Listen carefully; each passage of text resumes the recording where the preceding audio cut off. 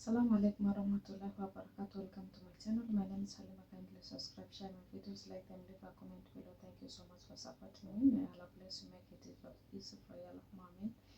Today's video, we are going to watch a video that Muslims are responsible for to save others from hell. Without wasting time, let us go together and watch this video together, inshallah. One person came and told me, while I was doing dawah, one non-Muslim came and told me, mind your own business. What should I do?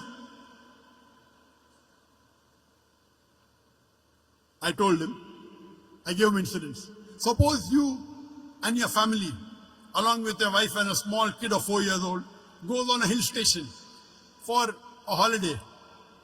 While you're on the hill station, on the hill, when you and your wife are talking, your son, 4 years old, walks away from you and is walking towards the edge of the cliff of the mountain.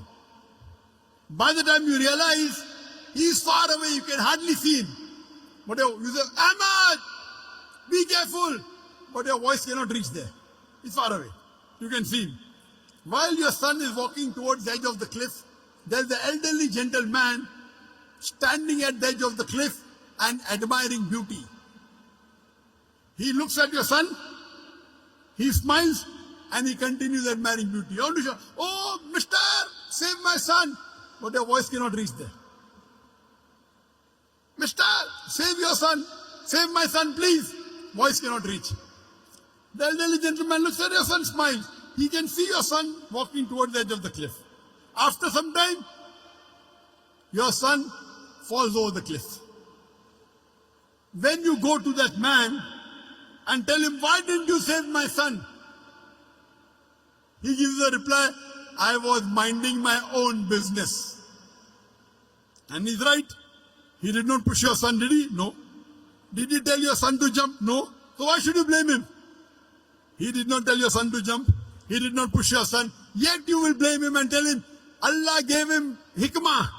He could have saved my son easily. He didn't even have to take a step forward. He only had to stretch his hand and my son would have been saved. Will you blame him or not? Yes or no? You will tell this person, my son is masoom, 4 years old, he doesn't know. This elderly gentleman could have easily saved him. He said, no, I was minding my own business. When anyone tells you, when you are doing dawah, that mind your own business, tell him, that's what I'm doing. I'm minding my business. It is the business of every Muslim to mind other people's business as far as deen is concerned. Let me repeat. When anyone tells you mind your own business while doing dawah, tell him it is the business of every Muslim to mind other people's business as far as deen is concerned. Kuntum khaira ummatin ukhrijat lin-nas ta'miruna bil ma'ruf wa tanhauna 'anil munkar. We are the best of people because we are enjoying what is good and we forbid what is wrong. That is what we are doing. We are doing our duty. We are enjoying the good and forbidding what is wrong. We are doing correct. Why you should feel shy? Why you should be ashamed? Imagine if you have a non-Muslim neighbor and you don't do dawah to him and he dies as a mushrik. On the day of judgment, Allah will ask him, did you accept Islam? He said, no. He said, no one told me. That's right, but didn't you get the message? Allah gives the message himself. He didn't accept Islam. He'll go to hell. Allah will ask you, did you deliver the message to your non-Muslim neighbor? And if you say no, you will follow him. You will follow him because to deliver the message to the non-Muslim is fard. If you do not deliver the message to your non-Muslim neighbor, you will follow him and you will also go to hell.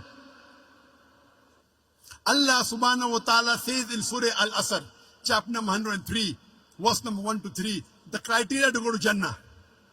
Rahe Nijat, the way to paradise. Allah says, Wal Asr. Innal insana lafi khusr. Illa alladhina amanu wa amilu salihati wa tawasaw bil haqqi wa tawasaw bis sabr. By the token of time, man is verily in a state of loss. Except those who have faith, those who have righteous deed, those who exhort people to truth, and those who exhort people to patience and perseverance. There are minimum 4 criteria required for any human being to go to Jannah. Number 1 is Iman, belief, faith. Number 2, Amal Salihat, righteous deed. Number 3, watawasaw bil haq, inviting people to truth, doing dawah and islah. And the 4th, watawasaw bil sabr, inviting people to patience and perseverance. There are minimum 4 criteria required for any human being to Jannah.